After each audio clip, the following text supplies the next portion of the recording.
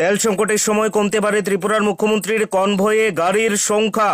তেল সংকটের সময় ত্রিপুরার মুখ্যমন্ত্রী প্রফেসর ডক্টর মানিক সাহার কনভয়ে গাড়ির সংখ্যা কমতে পারে বলে খবর। খুব শীঘ্রই এই পরিস্থিতিতে ডক্টর মানিক সাহা নিজের কনভয়ে গাড়ির সংখ্যা কমাতে পারেন বলে খবর উঠে আসছে।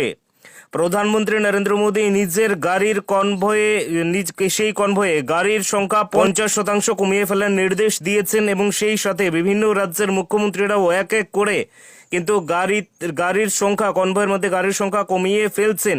তার সাথে বাংলার মুখ্যমন্ত্রী শুভেন্দু অধিকারীও কিন্তু কনভয়ে গাড়ির সংখ্যা কমানোর নির্দেশ দিয়েছেন এবং সেই মোতাবেক ত্রিপুরার মুখ্যমন্ত্রীর কনভয়েও গাড়ির সংখ্যা কমে যেতে পারে। বর্তমানে তেল সংকট, প্রধানমন্ত্রী একটি বার্তায় বলেছেন যে যত সংখ্যক কম পরিমাণে তেলের ব্যবহার করা বাঞ্ছনীয় এবং সেই দিকে লক্ষ্য রেখে কিন্তু রাজ্যের মুখ্যমন্ত্রীরাও কিন্তু সেই পদক্ষেপ নিচ্ছেন।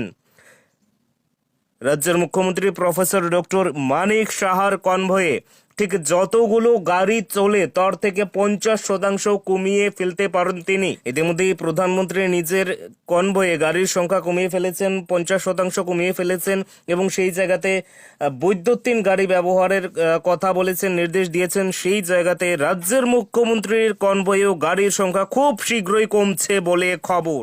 বিমানবন্দরের এক্সিট পয়েন্ট দিয়ে তড়িঘড়ি প্রবেশ করার সময় একটি মোটর গাড়ি সমেত 5 যুবককে সন্দেহজনকভাবে আটক করে সিআইএসএফ। ধৃত 5 যুবককে তুলে নিয়ে যায় এয়ারপোর্ট থানার পুলিশ। ধৃতদের নাম নেইম হোসেন, সাইফুল ইসলাম, জাফর আলী, আইসিম মিয়া, রুবেল মিয়া বলে জানা গেছে। তাদের বাড়ি সোনামুড়া মহকুমায়। যদিও এ ব্যাপারে পুলিশ এখনো কিছু বলতে নারাজ। রাজ্যে চিটফান্ড প্রতারণা মামলায় কলকাতার কসমিক সংস্থার চেয়ারম্যান সঞ্জিত চক্রবর্তীকে গ্রেফতার করল সিবিআই। দীর্ঘ 13 বছর ধরে পলাতক সঞ্জিতের বিরুদ্ধে রাজ্যে 2টি মামলা রয়েছে। এই 2টি মামলায় সিবিআই তাকে মঙ্গলবার কলকাতা শহর থেকে গ্রেফতার করে। শিগগিরই ট্রানজিট রিমান্ডে সঞ্জিতকে আগরতলায় আনা হবে।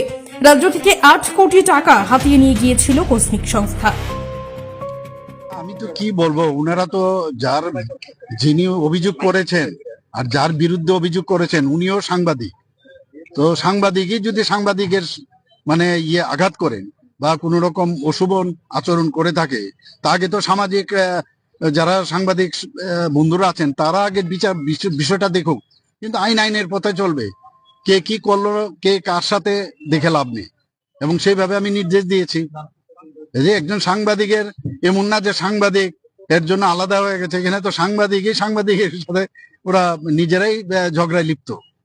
সেই জায়গায় আমি বলেছি আইনের পথে চল। এই মুহূর্তে সবচাইতে বড় খবর, রণবীর আতঙ্কে বিশালগড়। এই মুহূর্তে সবচাইতে বড় খবর, রণবীর আতঙ্কে বিশালগড়। রণবীর আতঙ্কে গোটা রাজ্য, আতঙ্কিত পুলিশও। জায়গায় জায়গায় তল্লাশি পুলিশের। রণবীরের পেছনে রয়েছে কি? রণবীরের পেছনে কার হাত রয়েছে? কোথায় রণবীর? এরকম ভাবে মাথাচাড়া দিয়ে উঠছে রণবীর। পূর্বের কথা কি মনে আছে? পরিমল সাহা হত্যাকাণ্ডের কথা বিশালগড়ে জনগণ থেকে শুরু করে রাজ্যের গোটা মানুষ এই ঘটনা অবগত রয়েছে। এরকম ঘটনাকে আবার হতে চলেছে বিশালগড়ে। খুঁজে বের করা দরকার রণবীরকে পুলিশের। যত তাড়াতাড়ি বের করা রণবীরকে ততই মঙ্গল হবে পুলিশের। না হলে যে কোনো সময় পুলিশকে কাজ করায় দাঁড় করাতে পারে রণবীর।